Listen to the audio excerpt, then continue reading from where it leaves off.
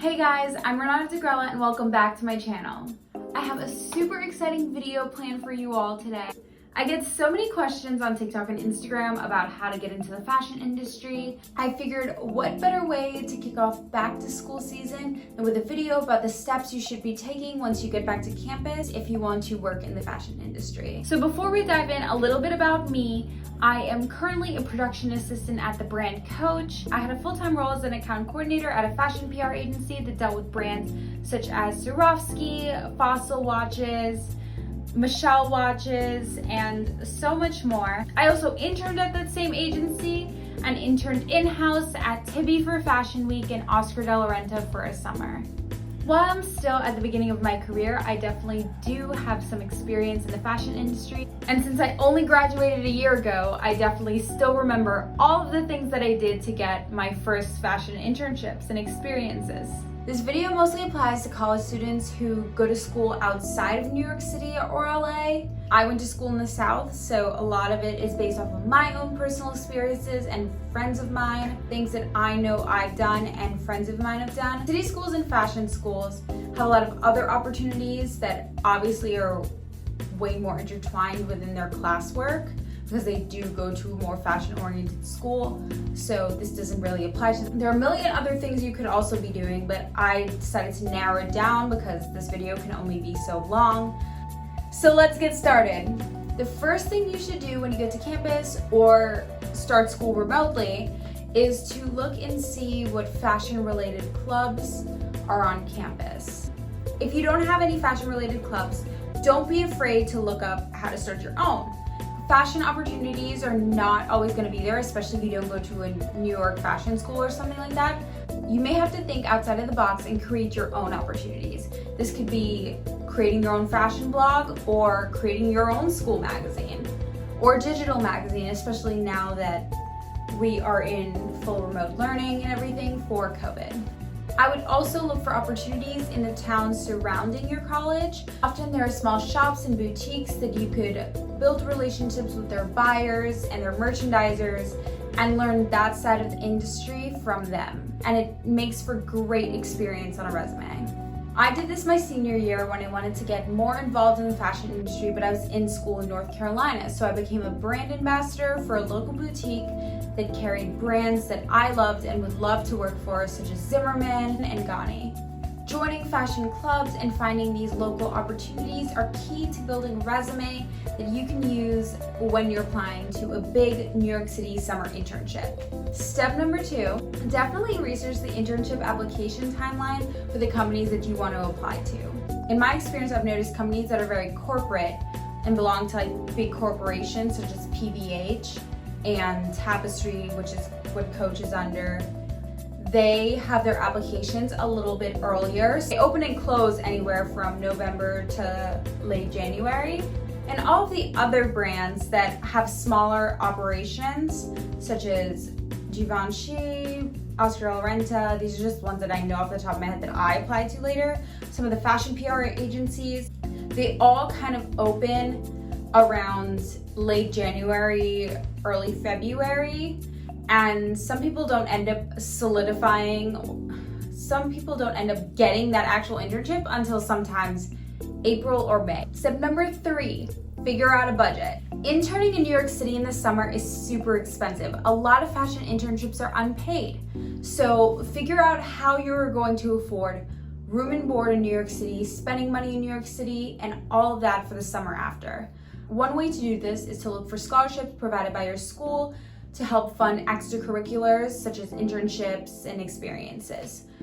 UNC had a ton of those and I'm forever grateful. I was the first class of the Lookout Fellow program. It's a scholarship that covers the cost of a low-income student's dream internship. I also applied to other funds such as the Curtis Fund to fund some of my other internship experiences such as Fashion Week. These scholarships that I mentioned are UNC specific. I would definitely look on your department's website or even other departments in your college and look up the deadlines for these types of scholarships. Sometimes they are literally as soon as the end of the first month of college. So if you need that kind of funding, you need to be super proactive. It should be one of the first things you do. even before you find an internship. Another way to pay for your New York internship is obviously to get a job during school, which you will want to get as soon as possible so you can save as much as possible. Step number 4, update your resume, LinkedIn, and cover letter. Once you join those clubs and have those local experiences, get an idea from upperclassmen who were in the role before what kind of tasks you would be doing in the club or in the experience, and make sure to list those tasks on your resume. And also on LinkedIn. It is super important to have an updated LinkedIn. That's how a lot of HR people and recruiters will do their research on you. I would also upload your resume to LinkedIn. Make sure you have a great bio, and you also need a professional headshot there. It doesn't need to be taken with a fancy camera. iPhones have amazing quality these days. Maybe just edit out the background so it looks a little bit more professional. Step number 5, look for connections on LinkedIn. I'm going to do a pretty in-depth video about how to build your LinkedIn profile and also how to look for connections on there in next week's video. But one of the first things you should be doing once you've done the previous steps is look for connections on LinkedIn. Go to the search tool, find some of the companies you want to work for, and filter that search by alumni from your school, or if they're involved in certain organizations such as your sorority, and shoot them a little message. Be like, hi, my name is blank. I'm super interested in what you do and would love to learn about your experience in the industry. Would love to set up a Zoom call with you. It's as simple as that. You do have a character limit on LinkedIn, so that is literally all you need. Fingers crossed they reply. Don't get discouraged if they don't reply. I've had tons of people never answer me, but it only takes one. And one person that does answer could be the person who introduces you to your next boss, or who opens that door for that internship. Also, don't be afraid to follow up. If they don't answer in a week, send a little follow-up. If they don't answer the week after that, send another one. I would definitely stop after 3. I know even for me, the students who reach out to me, I am super busy with work sometimes and I often forget, and if they don't remind me, I will remember and I would feel really, really bad. So that's why you should always remind the person, but also still be respectful of their time. Don't worry, I will be going over so much more about this in next week's video, how to network on LinkedIn for the fashion industry. Your last step that you should do when you get to school is definitely look at your coursework, look at your syllabus for all your classes, and try to see if there's a way that you can add a fashion element to some of your projects, essays, assignments. If you can incorporate fashion into some of your projects, not only will it make your classes seem a lot more fun because it's something you're actually interested in, but it could be a supplement to an application or just help you learn about the company. For example, my junior year, I was in a research ad PR class.